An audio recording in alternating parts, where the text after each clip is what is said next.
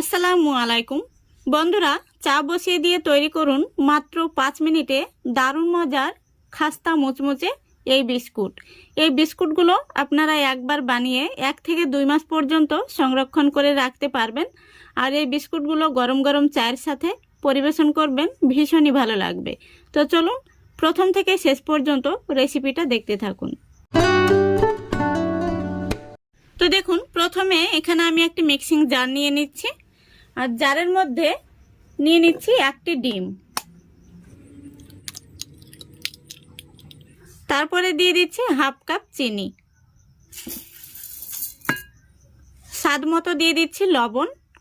এবার এগুলোকে আমি একসঙ্গে খুব ভালো করে পেস্ট করে নেব। দেখুন, খুব সুন্দরভাবে আমি একটি পেস্ট বানিয়ে নিয়েছি। তো এটাকে আমি এবার একটা সাইডে রেখে দিচ্ছি। তারপরে এখানে আমি একটি থালা নিয়ে নিচ্ছি। এই থালার মধ্যে আমি নিয়ে নিচ্ছি 1.5 কাপ ময়দা। এবার দিয়ে দিচ্ছি এই কাপের 3 ভাগের 1 ভাগ সুজি। তো বন্ধুরা, এখানে আপনারা পরিমাপটা লক্ষ্য করবেন, আমি একই কাপে মেপে কিন্তু সবগুলো উপকরণ দিচ্ছি। তারপরে দিয়ে দিচ্ছি এই চামচে করে 2 চামচ সাদা তেল। এবার আমি হাত দিয়ে খুব ভালো করে ময়ান দিয়ে নেব। দেখুন বন্ধুরা, আমি খুব ভালো করে ময়ান দিয়ে নিয়েছি। এবার আগে থেকে আমি যে চিনি আর ডিমের পেস্টটা বানিয়ে রেখেছিলাম, এটা অল্প অল্প করে দেব, আর আমি খুব সুন্দর করে একটি ডো মেখে নেব।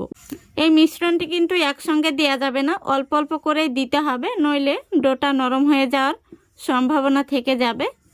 তো বন্ধুরা, এই পর্যায়ে বলছি, আমার চ্যানেলে কেউ প্রথম হয়ে থাকলে ভিডিওটিতে একটি লাইক দিয়ে সম্পূর্ণ ভিডিওটি দেখার চেষ্টা করবেন। আর ভিডিওটি ভালো লাগলে অবশ্যই চ্যানেলটিকে সাবস্ক্রাইব করে অল নোটিফিকেশনটি অন করে সঙ্গে থাকবেন। বন্ধুরা দেখুন, আমি খুব সুন্দর করে ডোটাকে মেখে নিয়েছি। এবার আমি হাতটা ধুয়ে পরিষ্কার করে নেব, তারপরে ফিরে আসছি। এবার এখানে আমি একটি রুটিওয়ালা পিড়ে নিয়ে নিচ্ছি। হালকা করে আমি ময়দা ছড়িয়ে দিচ্ছি। তারপরে পিড়ের উপরে আমি যে ডোটা মেখে রেখেছি সেই ডোটা নিয়ে নিলাম। এবার হাত দিয়ে চেপে চেপে আমি কিছুটা রুটির মতো করে নিচ্ছি।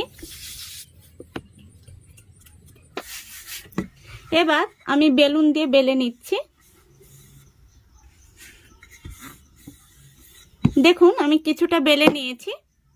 এবার এখানে আমি 1 চামচ নিয়ে নিচ্ছি কালো জিরা। তো বিস্কুটের মধ্যে কালো জিরার ফ্লেভারটা কিন্তু ভীষণ ভালো লাগে। হাতের তালুতে নিয়ে আমি একটু কচলে নিলাম, এতে করে সুন্দর একটি ফ্লেভার আসবে। এবার রুটির উপরে আমি কালো জিরাগুলো ছড়িয়ে দিচ্ছি, দেখুন। তারপরে আবারও আমি বেলুন দিয়ে একটু বেলে নিচ্ছি, এতে করে কালো জিরাগুলো খুব সুন্দরভাবে সেট হয়ে যাবে। তো দেখুন, আমি বড় করে একটি রুটি বেলে নিয়েছি, আর রুটির পুরুত্বটা আমি আপনাদের দেখিয়ে দিচ্ছি। এই দেখুন, এরকম মোটা রেখে বেলে নিতে হবে। এবার আমি একটি ছুরি নিয়েছি, এই ছুরি দিয়ে রুটিটাকে চৌকো শেপ দিয়ে কেটে নিচ্ছি। আপনারা চাইলে কুকি কাটার দিয়েও কিন্তু কেটে নিতে পারেন।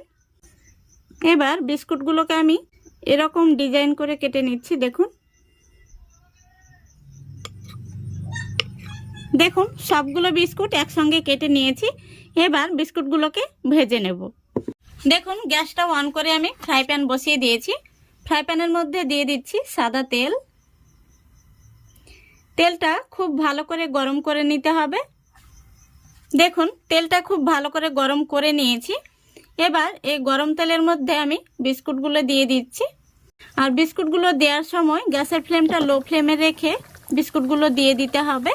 বিস্কুটগুলো দেওয়া হয়ে গেলে গ্যাসের ফ্লেমটা মিডিয়ামে করে দিয়ে বিস্কুটগুলো ভেজে নিতে হবে। তো দেখুন, ফ্রাই প্যানের মধ্যে যতগুলো বিস্কুট ধরেছি আমি ততগুলো দিয়ে দিয়েছি।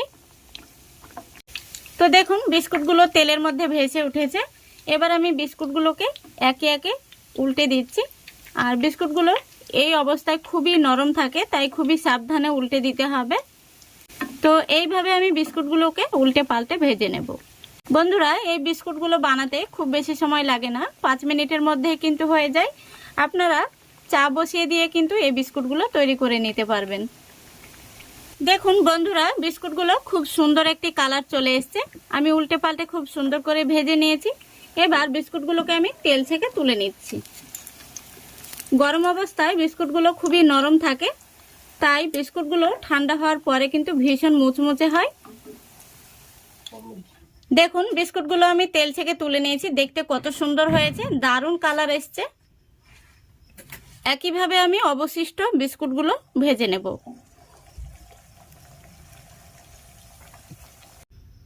দেখুন বন্ধুরা, সবগুলো বিস্কুট আমি ভেজে নিয়েছি, আর বিস্কুটগুলো ভাজার পরে দেখতে কত সুন্দর হয়েছে। আমি একটি বিস্কুট আপনাদের ভেঙে দেখিয়ে দিচ্ছি, ভেতর থেকে কতটা খাস্তা হয়েছে দেখুন। এই দেখুন, আশা করি দেখে আপনারা বুঝতে পারছেন। তো এই বিস্কুটগুলো ভাজার সময় গরম গরম অবস্থায় নরম থাকে, বিস্কুটগুলো ঠান্ডা হলে মুচমুচে হয়। এই বিস্কুটগুলো আপনারা একবার বানিয়ে 1 থেকে 2 মাস পর্যন্ত সংরক্ষণ করে রাখতে পারবেন। আর এই বিস্কুটগুলো গরম গরম চায়ের সঙ্গে পরিবেশন করলে ভীষণই ভালো লাগে। আপনারা একবার হলেও বাড়িতে ট্রাই করবেন। আমি আরও 2 থেকে 3টা বিস্কুট ভেঙে আপনাদের দেখিয়ে দিচ্ছি বিস্কুটগুলো ভেতর থেকে কতটা খাস্তা হয়েছে। দেখুন, দারুণ হয়েছে কিন্তু। তো আশা করছি আজকের এই রেসিপিটা আপনাদের ভালো লেগেছে। ভালো লাগলে অবশ্যই লাইক, কমেন্ট, শেয়ার করে দেবেন এবং চ্যানেলটিকে সাবস্ক্রাইব করে অল নোটিফিকেশানটি অন করে সঙ্গে থাকবেন। আজকের মতো এখানেই বিদায় নিচ্ছি। সবাই ভালো থাকবেন, সুস্থ থাকবেন। খোদা হাফেজ।